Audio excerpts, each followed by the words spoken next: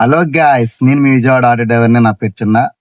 ఆ, నేను ర్యాపిడోలో ఇంత ముందు ఒక వీడియో పెట్టానండి. 20 రూపాయలు తగ్గించే ఆప్షన్ దానివల్ల. దాంట్లో ఒక బ్రదరు కామెంట్ పెట్టాడు. ఆ అంటే ఒక బూత్ పకరంగానే తిట్టి మరీ కామెంట్ పెట్టాడు.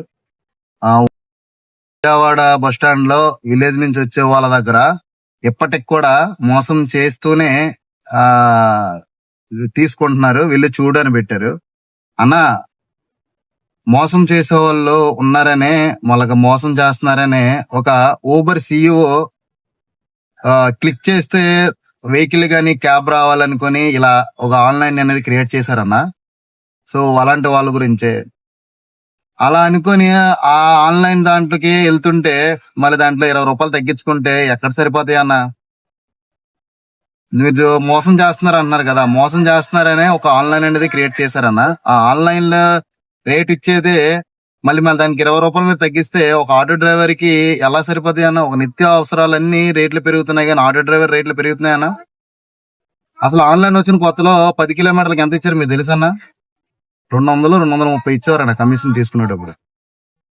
ఇప్పుడు జీరో కమిషన్ అని చెప్పి 10 కిలోమీటర్లకి 170 రూపాయలు ఇస్తున్నారన్న. ఏ పక్క సరిపోతాయి అన్న? కాదన్నా, నేను ఒకటి అడుగుతాను, సమాధానం చెప్పన్నా. ఈ వీడియో నువ్వు చూసేటట్టయితే, ఒక విలేజ్ లో ఒక దొంగ ఉంటాడు. ఆ దొంగ ఉన్నారు కదా అని పక్క రోజులు మొత్తం ఈ ఊరు దొంగ అని ముద్రేస్తారన్నా. ఆటో డ్రైవర్లు కూడా కొంతమంది ఉన్నారు ఎక్స్ట్రా తీసుకున్న వాళ్ళు. వాళ్ళు ఒకరి ఇద్దరు గురించి ఆటో వాళ్ళు అందడం కరెక్ట్, అందరిని అనడం కరెక్టేనా? ఒకసారి నువ్వే ఆలోచించుకోనా.